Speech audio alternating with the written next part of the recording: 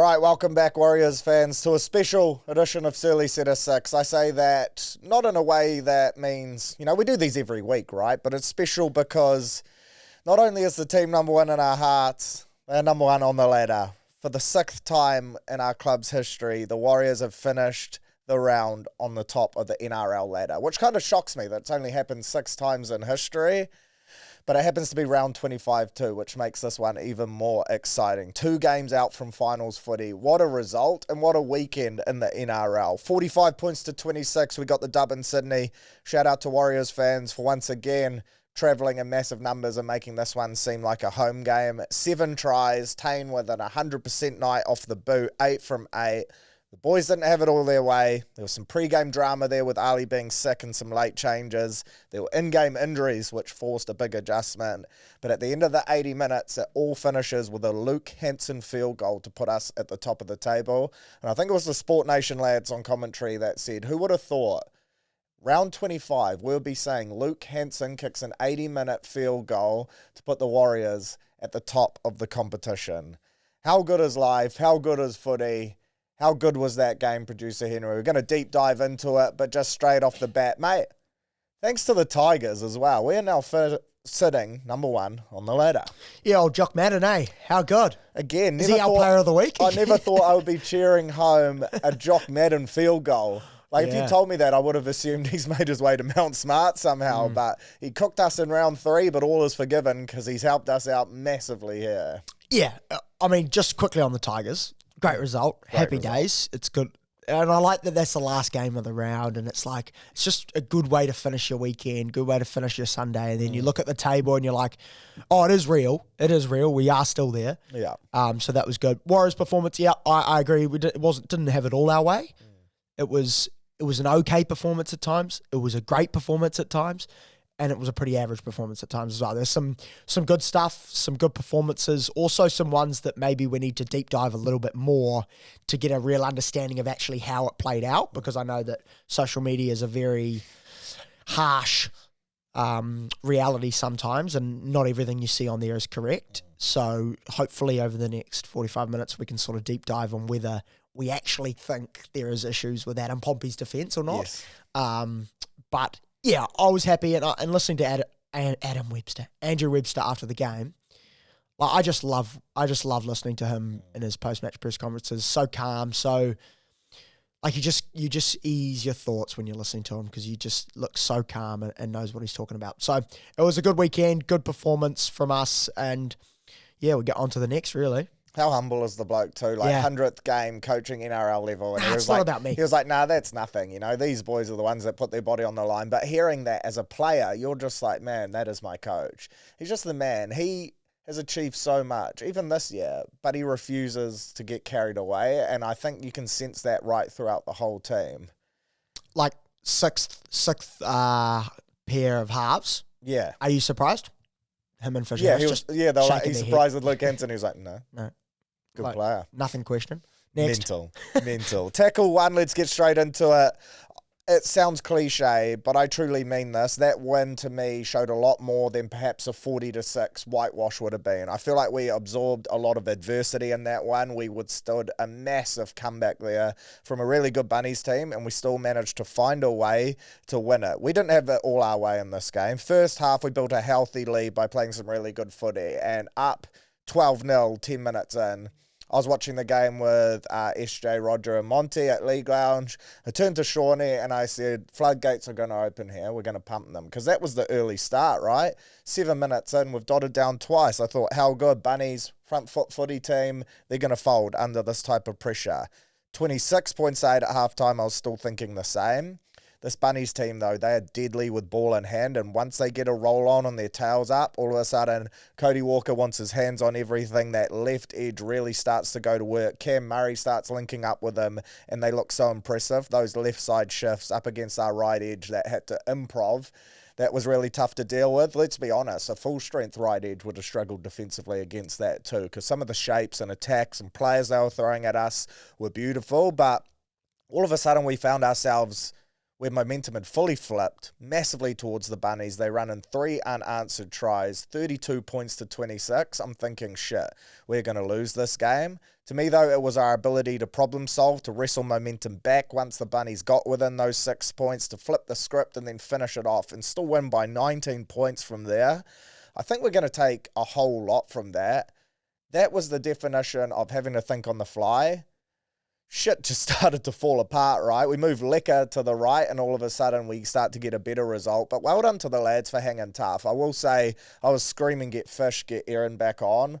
They did in the 60th and the 65th minute, and things certainly changed from there as well. But I was really impressed with our ability to, while the fans were panicking, I certainly was. The lads didn't look that panicked. And I think some credit has to go to the Bunnies too. That left edge, like we've spoken about it, they lead the comp in tries heading into this game, tied with us, 106. 53 of their 106 had come to that left edge, 50% of their tries down the left. It was inevitable they were going to score points there. Our ability to wrestle it back and finish strong really impressed me. Yeah, it's hard to sort of judge sometimes when those sort of momentum swings happen, because we've talked a lot on the podcast about the sixer gains and whether or not it's like making the game too hard because of the momentum swings, and it's hard to judge what's actually happening. I like you, I wasn't panicking. I just thought, shit, we could lose this. Like it's on. I was still confident in how we were going to go about responding to that. Mm-hmm. Because of what we've done in the past couple of weeks, where we have actually gone through a little bit of adversity. Maybe not as much as that, but like that Panthers, the way we did the Panthers game where they got that run on and that we thought, shit, we looked at each other and went, oh, geez, this might change very quickly. Yeah. But, yeah, like that Liquor moving to the right centre helped. That left edge, though, it's dangerous. Do you want to get onto Pompey now, or? We can do. I want to know your initial thoughts, because having watched it back and watched a couple of those plays, I was spamming the pause button, like checking when he shut out a line and stuff. Yeah. A lot of it's system-based, right?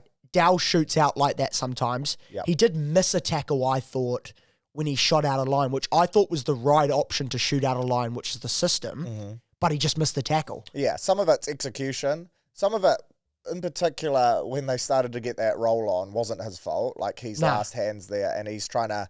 the harder you try, the more things go wrong, right? And he's trying to make a play there. The ones that concerned me the most, and it was interesting because I was talking to Rog about it, he kept saying, like, you can't be passive in situations. And he was, like, static, eh? Yeah, he was static, or even, like, backtracking a little bit. You can't afford to do that close to your line. So it was really cool to hear Rog kind of break it down too. He was like, they just need to shoot there. And people often wonder why guys jam. It's because they don't have the field space to be able to be static, stand still, or move backwards. They'd rather go forward.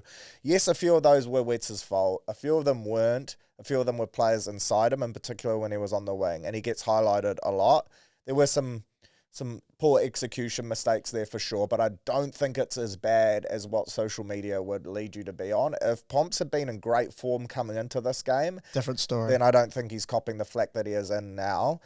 You have to remember too, like, he came in short notice, so full credit to him to be able to be ready to go. And he had some good moments too, but I don't know, there's still that loud minority, right? And it's almost like they wouldn't have been impressed no matter what he dished up. Yes, he made some mistakes, but also a few of those weren't 100% on him. Yeah, you got to be level-headed about it. Like, when I look at it and I look back at the tries that we conceded down that right edge or their left edge, I thought, okay, there's a couple of mistakes there that he'll want back. There's a couple of moments where he'll put his hand up and say, that was me. He's also a little bit out of position on that right wing, short notice. So it's like, okay, let's not panic. I'm sure the boys weren't panicking. I'm sure Webster's not that angry about it because they got the job done. But also in saying that, there's a couple of moments there where it's like, we can't afford. No, and I think Webby will be angry at certain parts of it, but I don't think it's him in particular.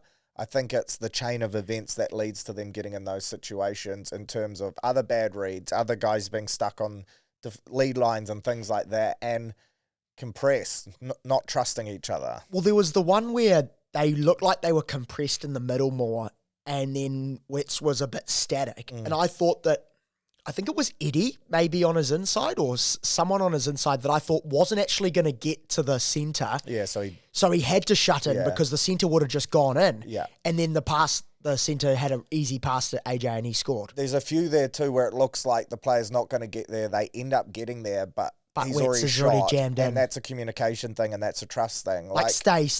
Yeah, you have to realise too, like there were some crazy combinations there. At one stage, Wade was defending as the half, Luke Hansen was at centre, and Pompey was on the wing until Wade went off. On came Healy. Like there was some real on-the-fly shit there that they were trying to problem solve. Then Eddie went to centre. Then I think Eddie Licker was and the Eddie play that I shifted saw as well. So there was a lot going on there, but communication, yes, maybe not hearing anything, so you panic and you break the system in that moment. There are a few, sitting on heels or backtracking when you just can't do that in that field position. So some of them, yes, 100%, but I don't think he deserves the online roasting. And I get it's that day and age, right? People think it's funny, but they're posting the highlight performers and then they're like, what about Pompey? What does that achieve? Yeah, that's just this day and age. Yeah, we're coming first. And I know that he didn't have the best game individually, but also, come on, we're coming first. Yeah, just on the resolve and how he bounced back, it shows that there is a bit of that there. Like Webster talked about in the post-match about how they were clear in what they were doing and it wasn't a lack of effort. They just needed to actually execute the moments a bit better. It wasn't a lack of trying. It wasn't a lack of having the wrong game plan or anything. They just needed to execute the game plan better and adjust to it. So that keeps you positive about the moments where it wasn't going well. It's okay, well, it's not a lack of effort. Okay, maybe it's just a couple of skill execution. And the player's out of position. There's things that they're out of the hands of the Warriors that they can't actually focus on. So I think when you factor it in, sixth half combo. Yep. Wetz on the wing. Wetz on the wing with Licker switching sides, Eddie playing centres. No chance at the back communicating. No chance at the back, up against a top 7 side that has the ability to score points. The best left edge on the comp. Yeah, and that's not their weakness, is scoring points. It's how many they leak, right? So, of course, the Bunnies are going to have their way at times. So, yes, while there were periods there that we looked bang average in, and it was a bit of a throwback to the past at times, the ability to flip it and get the result shows that. And again, it's cliche, but Warriors teams of the past would have lost this game, and this team is built differently. Do you think Andrew Webster needed to come out and explain, come out and sort of shut down that thing about Wetz and about Pompey? Because you know how when Dallin last year was picking up a lot of that slack about shooting out a line and everyone was like, Dallin, get rid of him. And then now it's not even a thing anymore because Andrew Webster came out and go, lads, it's not just Dallin. I'm telling him to shoot out the line. If you're going to do it, come at me. Do you think he needed to shut that down after the game, knowing that maybe the fans... I know you can't react on what the fans are saying. Yeah, I think he probably wanted to see it first. He's not very emotional in those press conferences. He doesn't heap praise on people and he doesn't heap blame on them.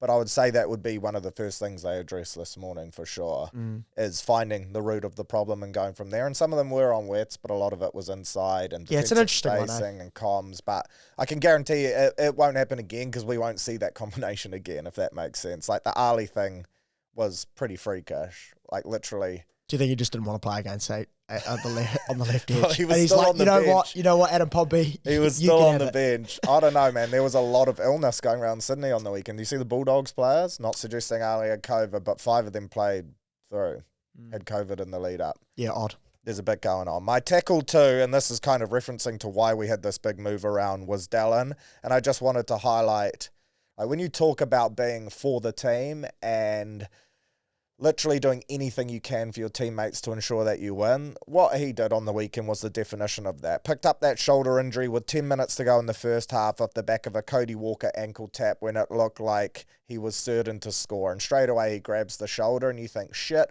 But then he gets back up and he plays on and you think maybe it was a stinger, maybe AC joint. He's going to be all right. He plays through until the 45th minute of the game. So 15 minutes of playing time with a broken collarbone. He's literally subbing himself off the field as the ball is about to come his way. No one's ready to go on, so he turns around, runs back on, puts the ball down off a beautiful Jacob Laban long ball, which we'll touch on shortly, puts it down with the wrong hand, the hand closest to the defender, his bad hand that he normally doesn't do it with, ball in the wrong arm, and I'm thinking, why is he doing that? That's really poor technique. But then, of course, you factor in the shoulder injury. He literally just bites down on the mouth guard, lands on that right shoulder, that broken collarbone, and ensures that we score 6 points in a pretty damn crucial time to do it, and a crucial 6 points when you look at how the game flipped at one stage. The pain he must have been in to ensure that his side got those 4 points, and his ability to still finish with his bad hand like that while absorbing contact, just insane. But to me, that sums up Dallin, right? Like, he has had an amazing year so far this year. I'm so hopeful he can come back and play in this finals run. They're saying 1 to 2 months, which is 4 to 8 weeks. To me, finals game 2 would probably be the target, which makes trying to win finals game 1 even more important. Hopefully it's at home, week off, then he comes back. That would be about 6 or 7 weeks, which is well within that window, right? I have a feeling if he's anywhere near good to go, he will play, because he is that type of character. But what a guy, what a teammate, what a moment, and what a finish. It is crazy to score that when 100% healthy with your good hand, let alone the other side. I just was blown away, as was like Sean, Rod, all those guys. They were like, that sums up Dell to a T. Yeah, incredible player. Team man, like, and he's grown so much this year, and people sort of discussed at the start of the year about how, it's like Dallin's like 30, whatever his age is, and it's like, he might drop off, like, why are we re-signing him? Why is he still playing? Because of the defensive issues last year. But to sort of put all that behind you, to come out and have a really good year, really solid year, and then that play that you talked about is just out of this world. I've got a couple of questions about it. Yeah. Did he break his collarbone, do you think, in the first play? I think he broke it in the fall, I reckon. I was going to say, I don't think he broke it in the first play, because otherwise he wouldn't. Do you reckon he did it in the landing on it? I think he heard it, or he like... Yeah, it was a really bad stinger, or he's like done his AC, like the 2 to 4 weeks AC, and then because the NRL physio said it was AC's a collarbone, right? Yeah.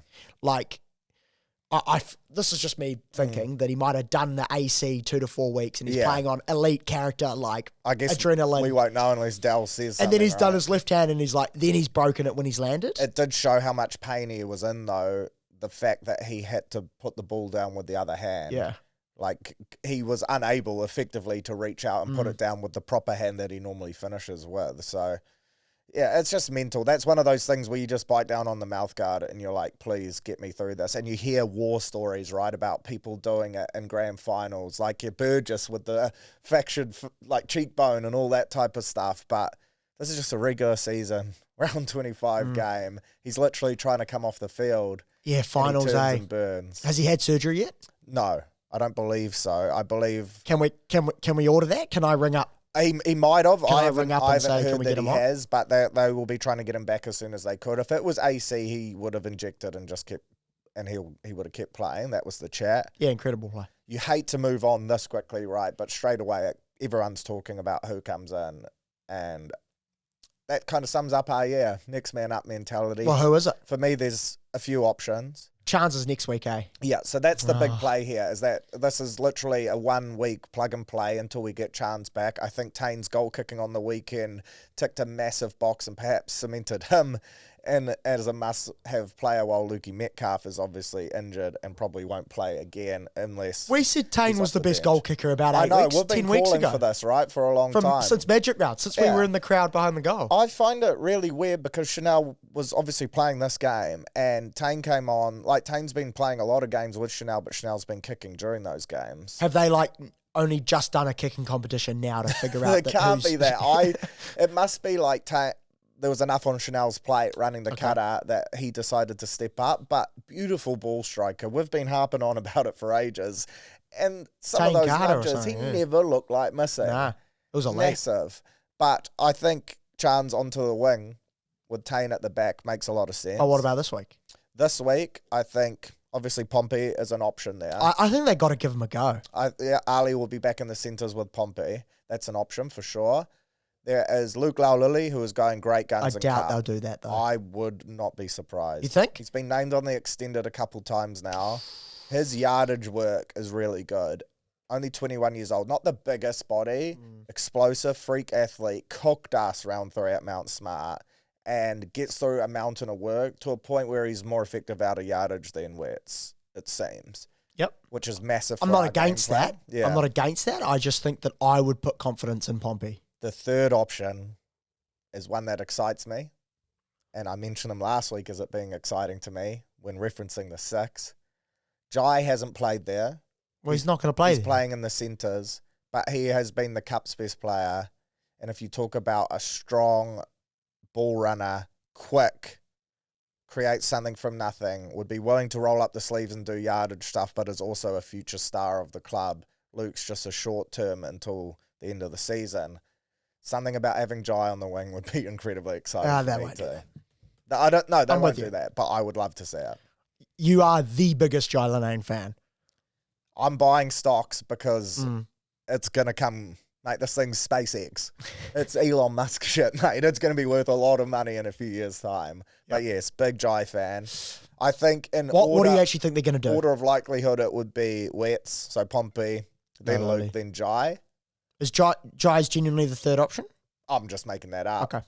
Hayes and Mellors would be in the mixer too, but I actually think that would be behind Jai, potentially. What I would like to see is Luke. Yep. I think I'd probably like to see Luke there too. I just think that it's different. It's hard to explain. Like, I think Webster should go with Pompey to put the faith in him. Yeah. But I think that Luke's the better option, if that makes sense. And I think Pompey is the safer option. And of course, he's here long term. He'll bounce back, I assume too. Yeah. Yeah, it's going to be really interesting. It's tough, It's going to be really interesting. It's all just a wait till we get Chance back, really. But so Chance is the right winger I think so. We've seen it already, right?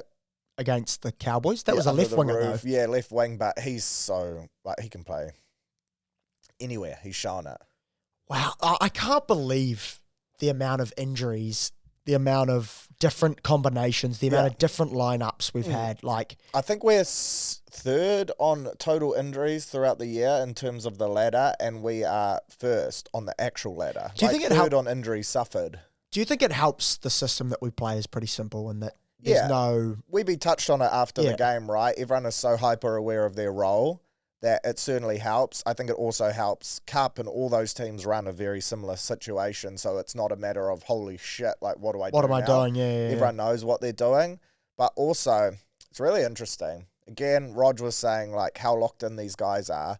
Like, our forward pack has, like, a calorie club group where they're, like, posting shit that they are working out and stuff outside of team trainings, like day off, you know, being like, just did this amount of work today. This is what I've eaten. Like, they are that locked in that they are doing all the extras possible. And it just made it seem like it's an environment where if you are not prepared to do your role and you don't know everything about the role you're being asked to do, then you're letting the team down. And that is not something anyone is willing to do, which... Yeah, it's not so. That's insane, man. Yeah, I think the systems has a lot to do with it because you see Luke Hansen. Like, Luke Hansen's a good player and he's an astute, like, observer of the game and understands. They said he's a smart guy. And But realistically, like, I think you're going to say this now, what in other NRL team does he start in right now? Like, there's 3 or 4. Yep, about that. And he just started for the team that is now in first. Yeah. And It's incredible, Did a job. It is insane. Tackle 3, the skill set of our young forward pack. I wanted to highlight Demi, Eddie, and Jacob Laban in this because I feel like for a very long time we've spoken about the skill set of our forward pack, but it's been in regards to Aaron Clark, to your Mitch Barnett, to your James Fisher-Harris. But I thought the 3 young bucks really stood up and showed off their full bag, man. Like Demi, Mahi Dog Award winner from the weekend, so he got the internal man of the match. 37 minutes, 83 run meters, 4 tackle breaks, 19 tackles, 0 missed after not playing for a few weeks now. To come up with this type of performance was huge. There were 2 standout moments for me. Of course, the no-look short ball to Eddie. That was something all halves would be jealous of. And then that kick receive into the flick pass offload for Laban to then throw that cutout ball that led to Dell's try. that was unreal. The variety in his game at the moment is outstanding. He can back fence kickoffs with the best of them in the comp. He can carry hard and bunt defenders off like he did on the weekend. He can make big shots defensively and bring the energy on and off the field. But he can also do the extras that typically don't fall under his job description. The delicate passing game. He even had a double pump and then played CHT into a bit of a half break in the middle of the paddock, right? Which is crazy. He can get up for high balls. He can throw flick passes. He's got footwork too. He can even spray the Bunnies fans as he walks off the field. Did you see that? Love that too. I loved his response. Well, they were yelling shit the closer I got, the quieter it got. I was like, that is our guy. Like, he stands on business, but he is also a future captain of this club, and I feel like he leads with a presence, but his game is becoming so well-rounded, and this was off the back of perhaps being overlooked or not picked last week compared to an Eddie, and again, it was because we needed a big minute forward, so it makes sense, but this is a guy that came into this underdone with a point to prove, and it wasn't just the pure physicality that you expect from a player like Demi. On that short ball, that no look, out the back, like, that is just amazing. And he mentioned it after the game. It is led by Fish, by Aaron, by those guys, demanding extras. You're always upskilling. And to see Dim pull that off, that was just the highlight moment of the game for me. Yeah, there were some incredible moments like that, and moments that they play above their, not above their limit, but like they play more mature than what their age actually is. Like Demi, man, like that rib injury that he had a couple of weeks ago, that sort of, is that why he didn't play 2 weeks ago? Yeah, so he sit out 2 weeks, and then he last week he missed. And then this week. Because of the Tane substitution in this week. But the bloke's 22. Yeah, and to be able to be trusted, like there was a moment where Fish, Aaron and Barney were all off. And it was Eddie, Tanner, and... Yeah, it was the Young Bucks, right? And it's like, how are we like... This is the best team in the NRL. Like, those three players are the bench unit coming on and being trusted with those big minutes when it was not going 100%. Yeah. Right? Like, it's incredible faith in the system and the players that you've got and the young people that you've got, that they're not going to, like, sort of go into their shell or anything, or it's like, oh, where's Fish? Where's Barney? It's like... Nah, I'm the person. Give me the ball. I'll go. Like the offload. Oh. Like, how's he like turned? Bro, that's the thing with Eddie, right? Turned and like looked and given He did that on purpose. He 100% did that on purpose. You'd watch. So I am convinced that he did this on purpose because he is constantly looking around at Chanel. I've got no doubt that he's going into contact. He is at the moment. So the line that he runs when he angles out, he doesn't try beat Dufty there because beating him involves footwork, trying to make it all about you. He slows down. He knows that Chanel is so deep he can't just try draw and pass because that would give Dufty the opportunity to drift off too. He angles out, gets himself on Dufty's outside shoulder and knows if he is strong enough in contact, he'll be able to spin around, get his arm free and offload that ball. So it's footy IQ to run onto that short ball. He then has the speed and athleticism to get himself in the backfield one-on-one. He's constantly looking around. He knows where Chanel is, and he sums it up so quickly, and he knows, if I get outside shoulder here, get my arm free and absorb this contact against the smaller body in Dufty, then I can set this up to time it perfectly, and then the skill set execution to nail it. That is insane. From a 21-year-old lad in only his 15th NRL game. We've known for ages about his fitness, but now his physicality's coming through. He is bumping people off. He is hitting hard. And he is getting aggressive with bodies. Like, he's not just there to participate anymore. He's there to dominate. 154 run meters, 2 line breaks, a line break assist, 2 try assists, 4 tackle breaks, 24 tackles, none missed.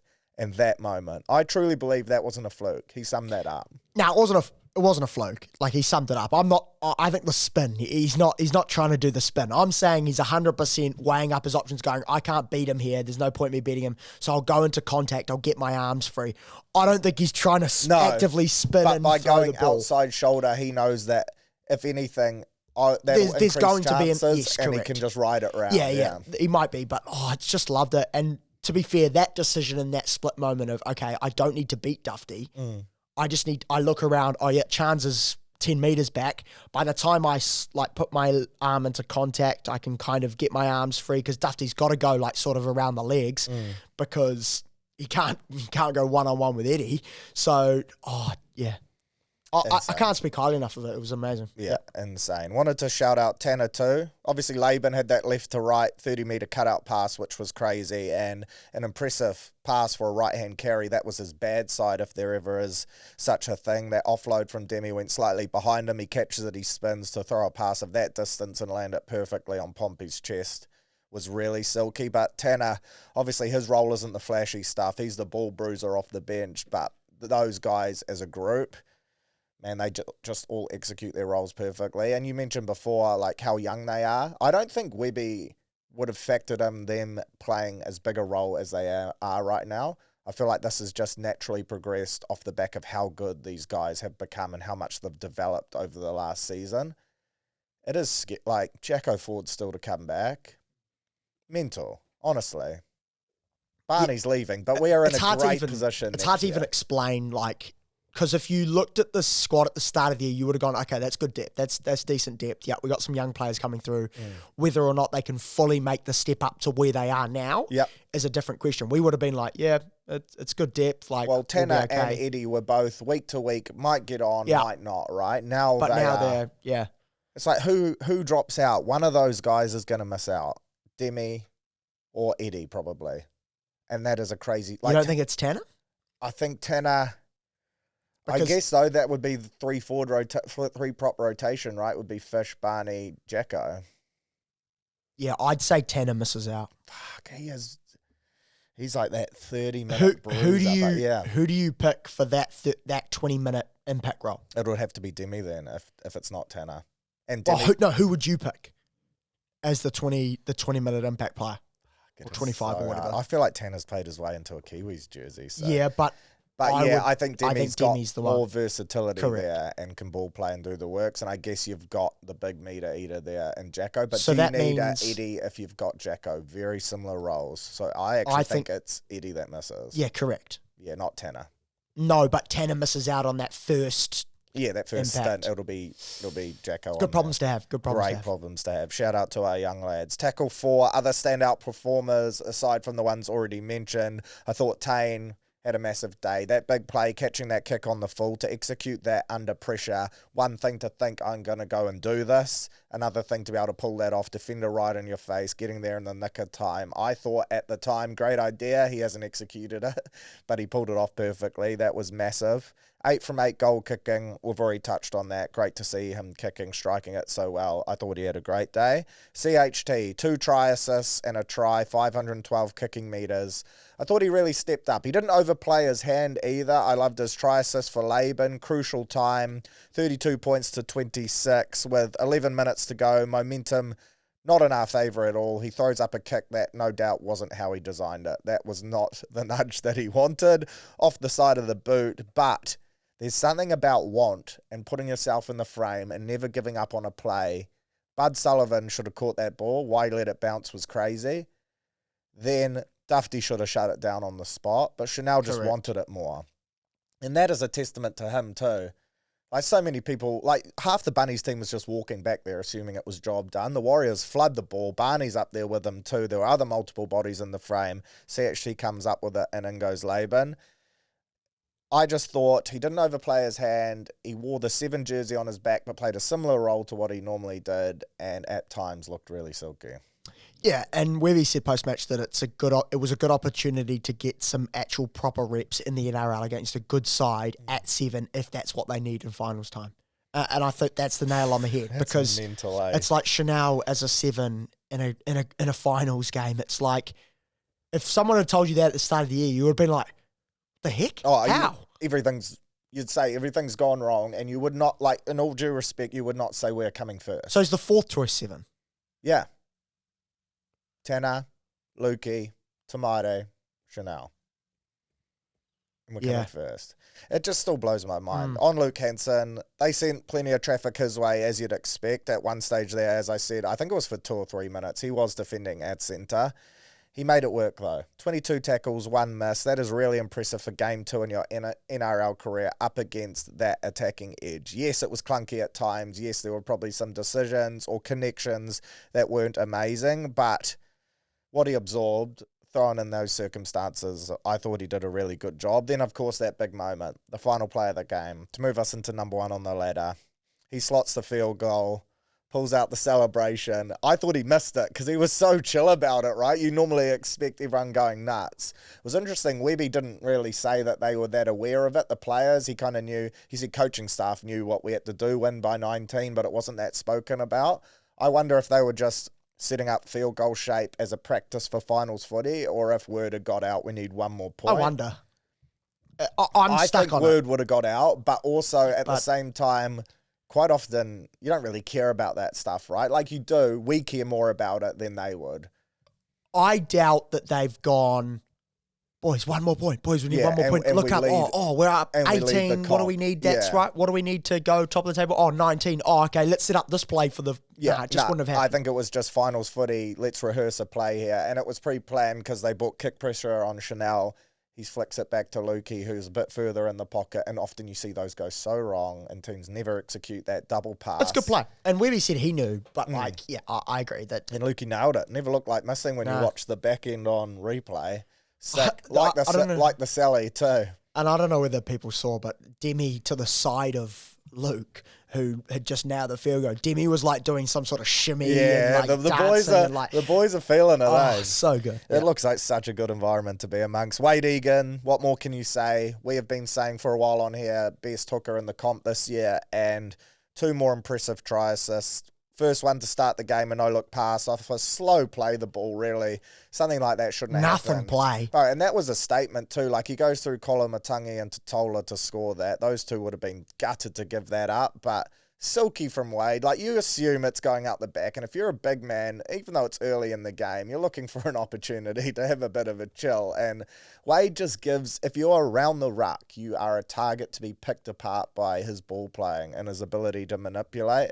And it's so silky. And then that second one, just drops it on the boot. Third tackle, great skill set by Mitch Barnett to finish it off, but perfectly weighted. Took a nice little out bounce and kicked out. But tackle 3 was almost a no-look kick. Like, he looked out the back, then put the kick through.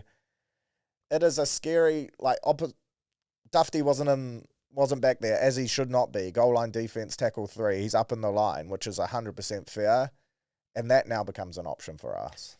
Yeah, a couple things on his plays. First of all, you often see that kick go wrong. Yeah, dead. Someone chucks it, Or someone gets a foot out, and then someone knocks it on. They're like 6 a game, but then you've knocked it on, and it's like you often see just that not work. And the old trap and scrap. Yeah. And on tackle 3, you're often like, no, like, what are you doing? Like, let's just keep building. Like, we look good, but I just had full faith in him that it was going to work. Barney with the chase. Geez, I thought it was close. Yeah. Like, he was running. He got there, but it wasn't far off. But again, like, that's a prop. I know he's a second rower, but that's a prop pulling off a finish that a lot of backs would be happy with. Yeah, absolutely. And that first play, a couple of things I want to note on that is that, first of all, it's so easy for that pass also to go to ground. Like, Fish, I want to credit Fish a bit here, is that he's running that line, and he probably... A lot of forwards would know that they're not getting that ball. So they run really hard, but then they're just like, they're slowing Hands down. Outside, passive. Yeah, I'm here, and they know, and it's like, and you're kind of not expecting it, or you're just going through the line, and then the 2 defensive middles are like, oh, he didn't get it, and then they fade out the back, and then we're doing the play to the right. But Fish, if you look, there's a great angle of where Wade came off the line, well, off the pickup, and he throws it, and Fish is like he's actively looking, hit me, and the pass is to the chest. It's not like to the head, or it's not to the right. It's straight down the chest, the deception. But I just want to give praise to Fish. It's a good point too, because a lot of forwards would just run that hole but not actually know they're getting it. So it's props to him as well. Oh, big time. And off that slow play the ball, with a forward at first receiver there, you're just expecting him to lay a line, set up a play, and you go off the back of that. And because Wade was able to get out and engage, and Fish is running so hard at double shoulders, he just goes straight through. And the backs are like, the backs behind Fish are probably going, yes, give me the ball, get out the back, or setting up the next play. And so Fish is like, okay, well, he's just not going to give me the ball, but to be actively listening, looking, seeing the opportunity, big ups to Fish too. Impressive. Mitch Barnett, I said last week, since Origin, the man's been on another level. He wants to win a comp before he goes. Another example of this, and Ayres and Fish get a lot of comments around that big three, and fair enough, those guys, crazy form, but I don't think Mitch is going unnoticed. I just want him to be on that same level of recognition. 183 metres, 72 post contact, a try, 33 tackles, none missed in 53 minutes. That is insane. Licker as well, just wanted to mention him. More so, quite a day on attack, 77 run metres, just a one tackle break. 25 tackles, only 2 missed, and his ability to shift to that edge and shut it down was crazy. The try is what I was going to say. His kick competes again. He just goes after him, goes after the ball, and so often, over the last few years, the Warriors fans have had this debate around, do you contest or contain, right? And people wanted to see us contest more rather than sit back, let them catch, chop them on sight. For Licker, there is no thought of containing. He is going to contest every time, and because he's so athletic, he wins the majority of those high balls, and he just wants to pull off plays like that. Yeah, 100%. I was a big... I spoke a lot about how I wanted us to stop containing and just actually force, because they often knock it on as well if you do contest. Like, they just give it straight back to you.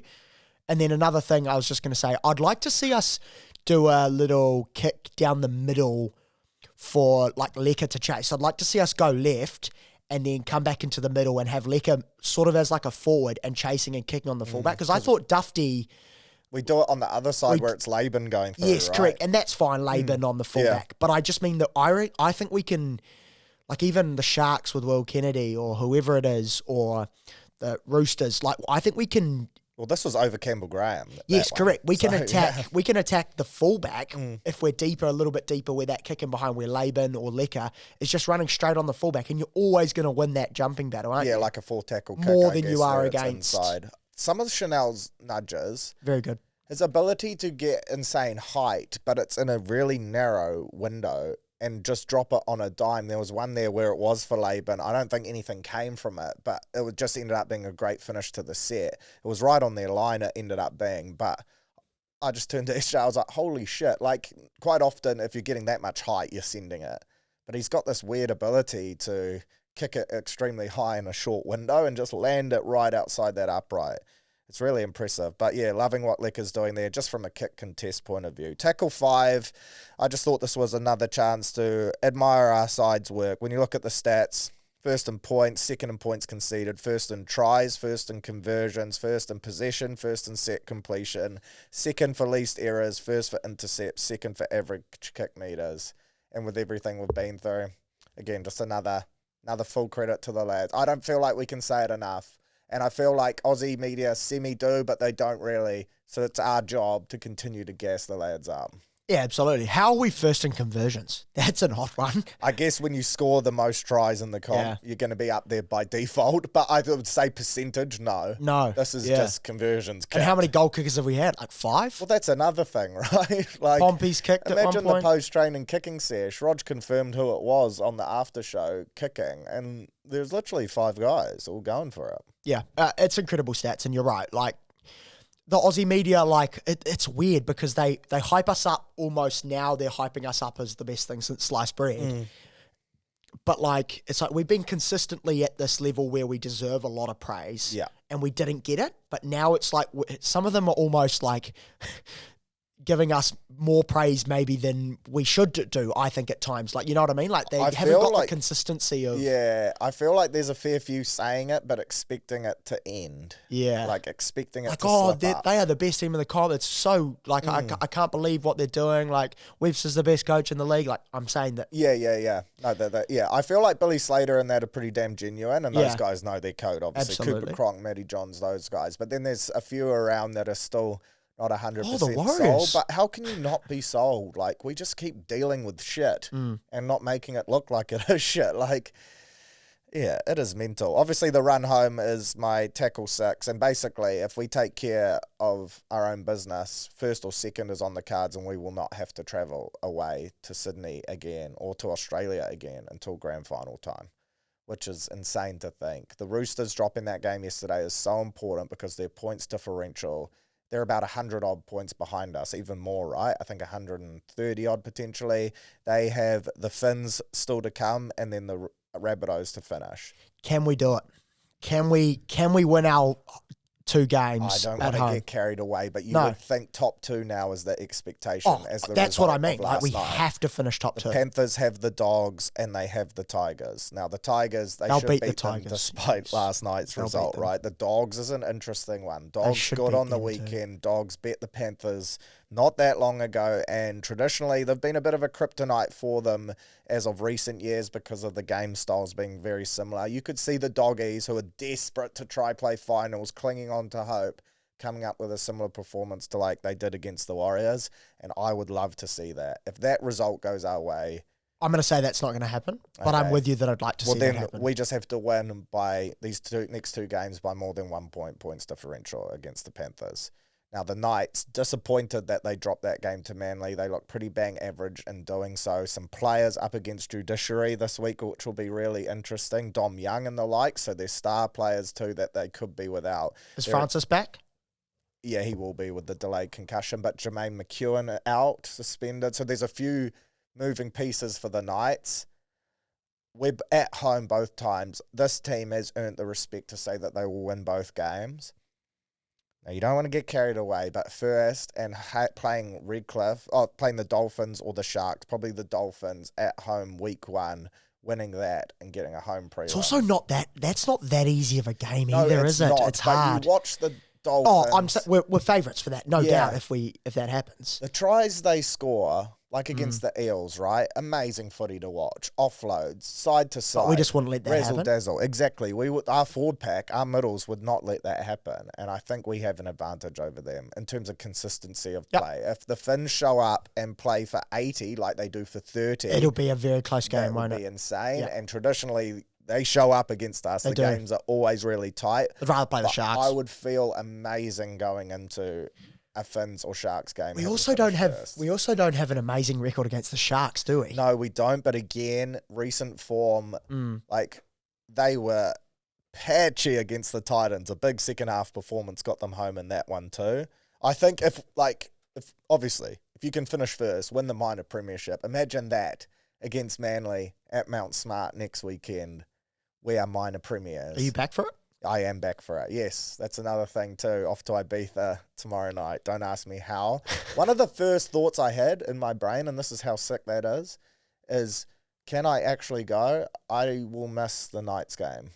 This weekend. Yeah.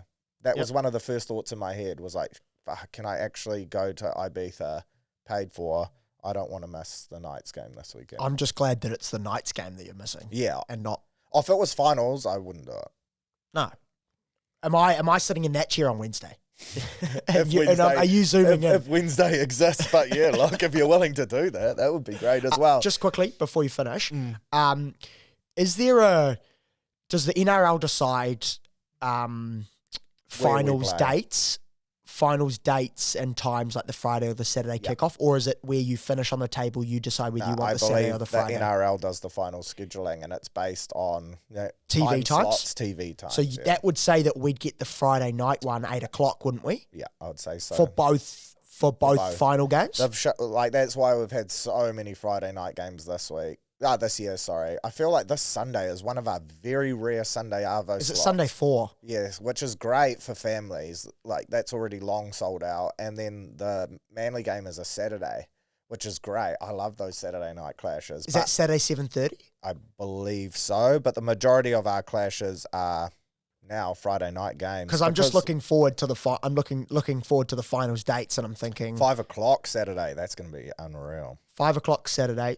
I don't think we'll get that 7:30 Saturday slot. No, because Sydney, they'll want that, won't yeah, they? they'll want to, because that would be a 5 or a 6. So it would be Saturday 7:30, which would be 5:30 their time. That's Which they way don't too want. big of a game. Correct. For that. And they won't do it They later can't than give that. us a Friday night 10 o'clock though, so it would have to be the first game on the Friday night, which. But I think they'd rather the Friday as 6 a finals o'clock. game.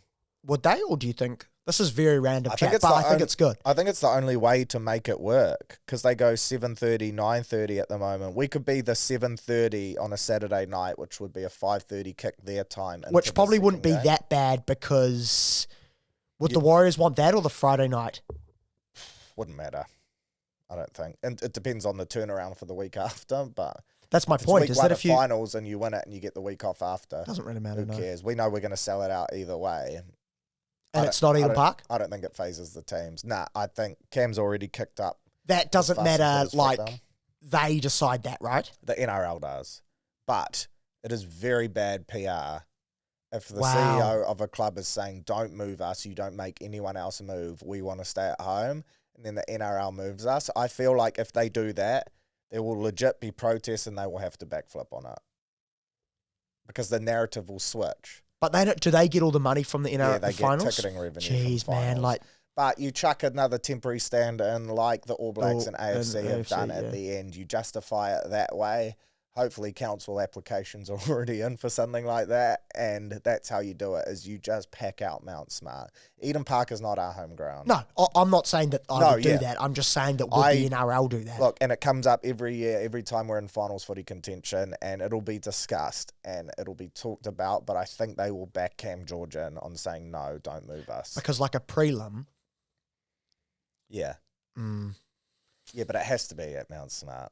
Oh, I'm with you. If you're playing your first game of the year at a stadium you haven't played at all year, like it's just bullshit. Yeah, it absolutely is. I'd rather we go to Sydney, which is I don't know if that's true, but like wow. I'd rather have 48,000 Warriors fans. But crazy, yeah. Yeah, I don't know. Looking forward to it. It's so exciting, man. I'm just so proud of this team, and from top to bottom, the club, everyone involved. Great to see Andrew McFadden extend as well as Andrew Webster.